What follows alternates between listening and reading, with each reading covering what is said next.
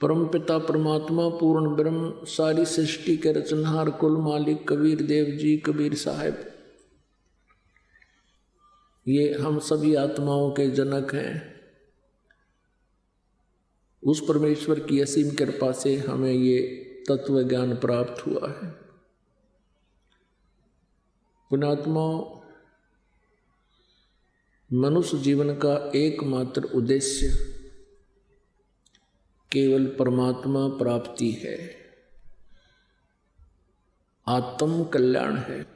मनुष्य जीवन पाके नहीं रटे हरि नाम, जैसे कुआ जल बिना बनवाया क्या काम। परमेश्वर कबीर देव जी कबीर साहब अपनी प्यारी आत्माओं को अपने निज स्थान का ज्ञान कराने के लिए स्वयं ही आते हैं और हमें प्रेरणा करते हैं कि तुम यहाँ काल के जाल में फंसे हुए हो, ये तुम्हारा ठिकाना नहीं है। परमेश्वर कहते हैं झूठे सुख को सुख कहे, मान रहा मन मोद, ये सकल चबीना काल का, कुछ मुख में कुछ गोद। परमेश्वर कबीर जी वो हमारे पिता हैं, हम उनकी संतान हैं। चींटी से लेकर हाथी, रंग से लेकर राजा, सभी उसी की आत्माएं हैं।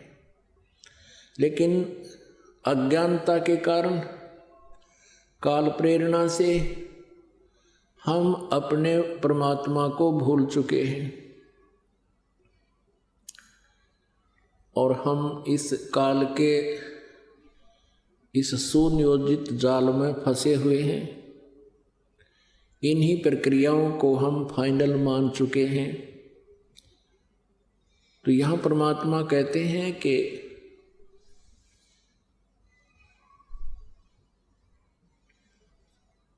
इस झूठे सुख को सुख कहे, ये मान रहा मनमोद, सकल चबीना काल का, कुछ मुख में कुछ गोद है।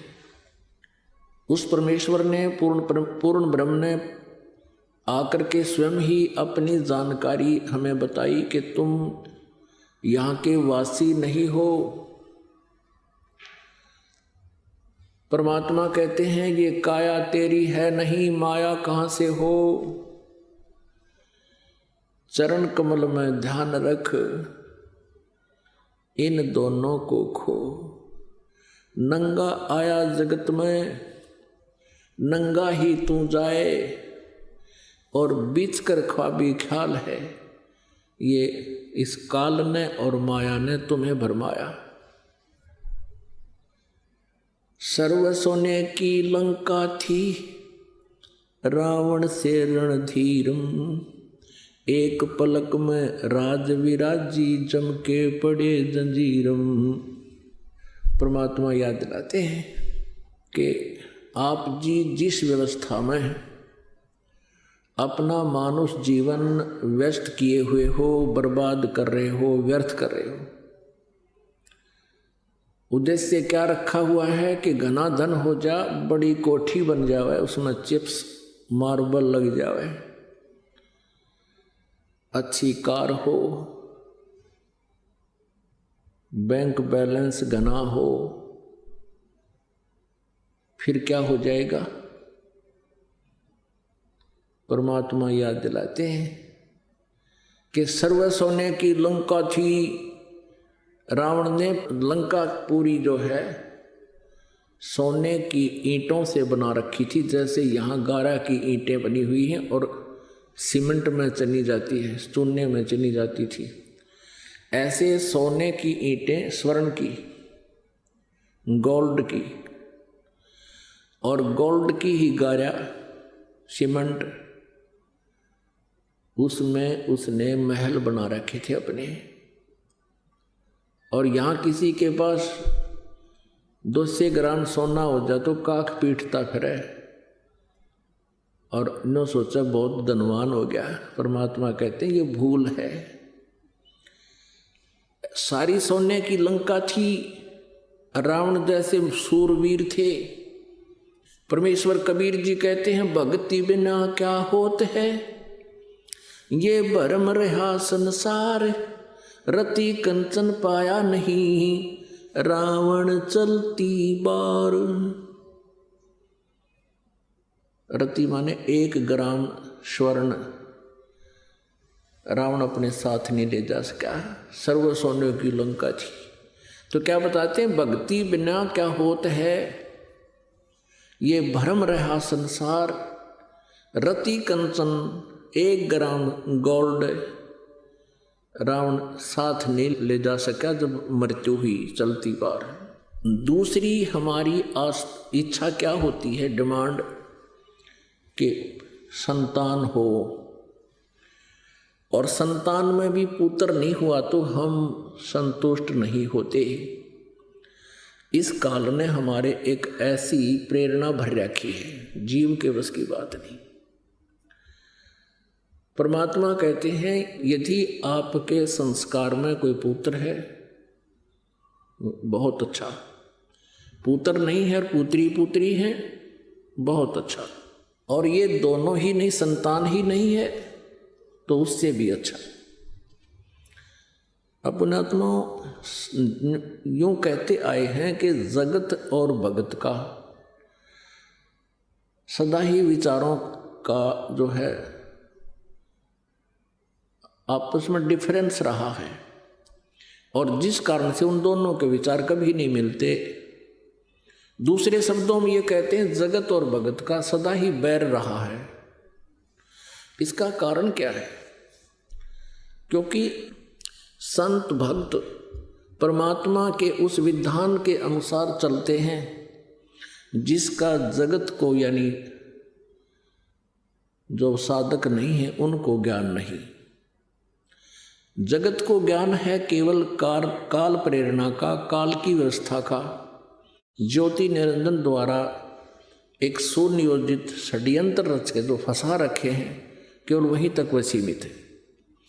इसलिए ये शब्ददास ने कहा कि जिनके संतान नहीं है वो बहुत ही अच्छा,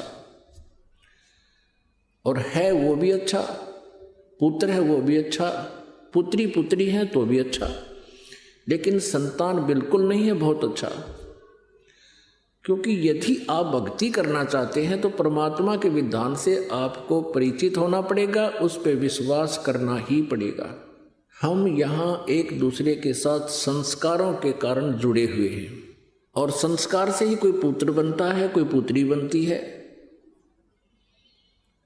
संस्कार से ही हम एक दूसरे के नाती बनते हैं।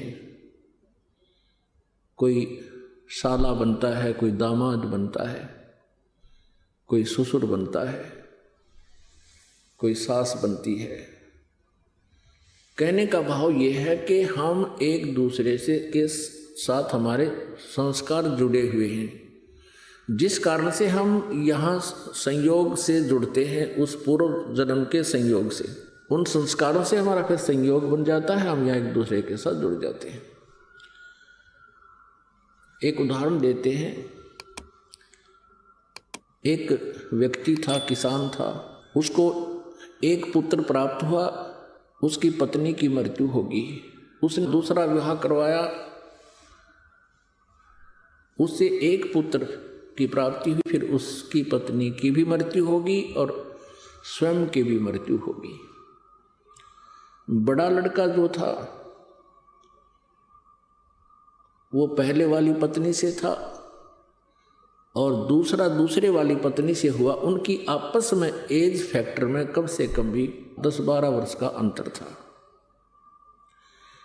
छोटा लड़का 12 वर्ष का हुआ तो बड़े बड़े लड़के का विवाह हो चुका था। छोटे वाला लड़का यानी उसका छोटे वाला भाई बीमार हो गया।